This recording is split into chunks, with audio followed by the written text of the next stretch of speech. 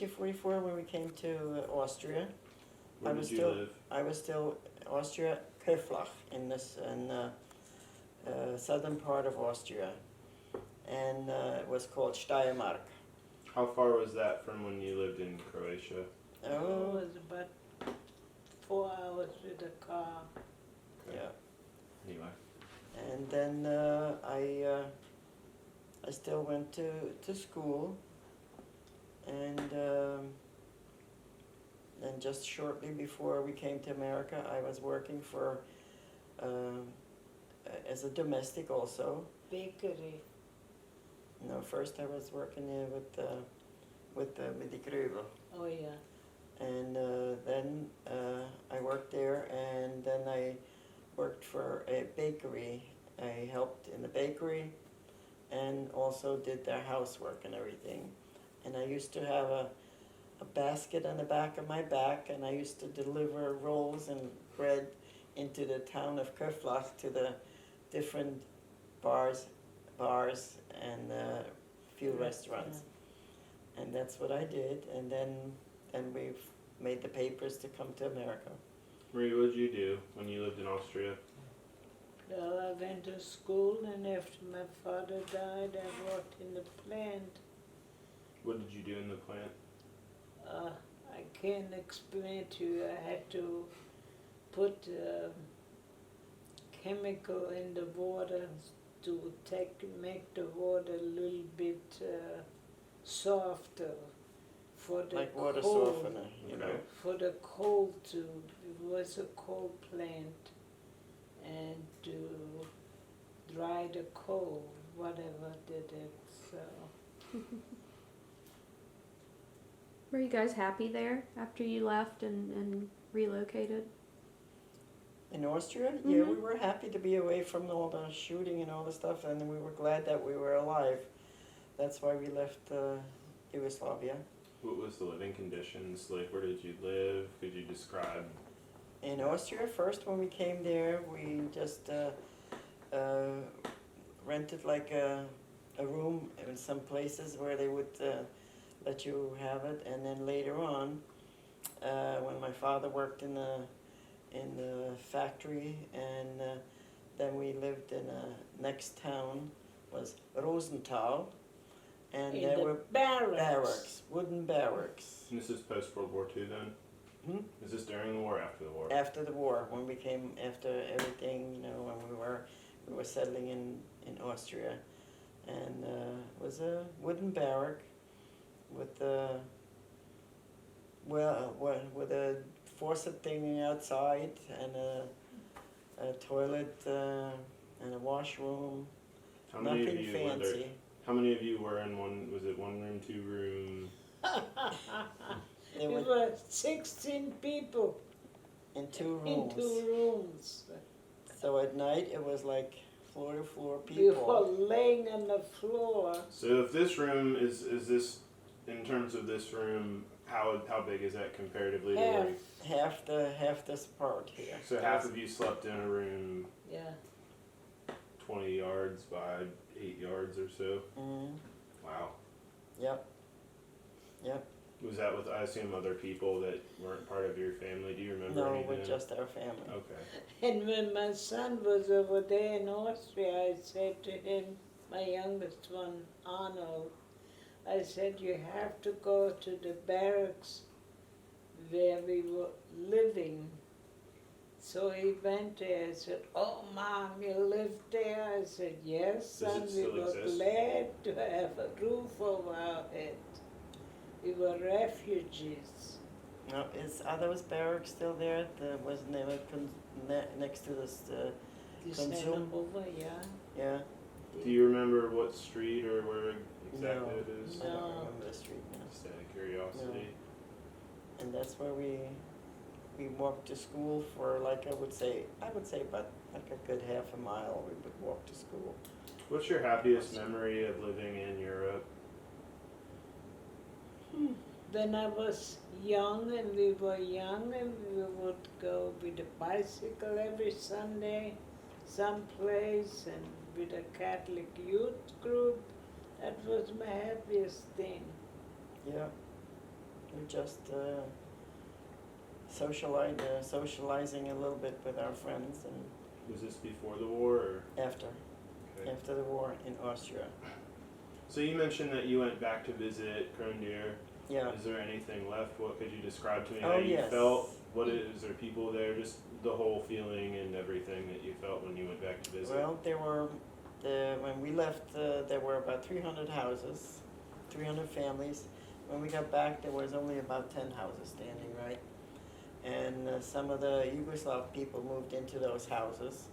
And where our house was the main street, and they had a cornfield there. But the church was there, and the 2-room schoolhouse was there. And I think I told you before, I went into the church and I said, our parents worked very hard to build this town, but thank God I'm going back to America. And that was my thing. I says, goodbye, Yugoslavia. I would never want to. Oh, and the priest at that time, he says, oh, why don't you come back to live there, And we said, no, we wouldn't. And they say, in Macedonia, in southern part of Yugoslavia, there's some Catholic people, they would want to resettle, because we didn't get no compensation for losing our farms and everything. Mm-hmm. And I says, well, invite them. We don't ask for anything. They can have the land here, whatever it is, let them have it. We're not asking for anything for that. We're glad we're where we are and we're happy. And if those people want to be happy, have them come and live there. And What that's it. about you, Marie? Have you been back to visit? What did you go? Yeah, she was No, back we- there with we me. worked together. What did you feel when you were there? What was your experience and what did it make you feel? Well, we went to the cemetery to look for the graves for our grandparents. And I was also glad, I said to Chris, see where that cornfield is? That's where our house probably was, Could you even recognize it or? No, there was no, our house was gone. It was a big house, was gone. Now you mentioned, I know this just because I know you. Which one of your brothers had children? My oldest brother, who died, he had one son. He never saw his son, but he knew he had a son. And he died too already. Do they have any family members that you talked to, or where did they move to after the war? My family, we all went to Austria, all the family members. Well, he's talking about the Hans's family. And Hans's family our was brothers, he had one son in Alsace-Lorraine, and his wife. they had he married and he had 2 children, a boy and a girl. You know what their names Yeah. are? No, John Mark and I forget her but name. that's his son, yeah. Yes, it's Hans's son, John Mark and Kathleen, wasn't her name? And her name was Kathleen. And we went to visit them quite a few times too, and we keep in contact with them. And then Hans died in, how many years ago, I forget. 2 years probably. Oh, more than that already. So he passed away too.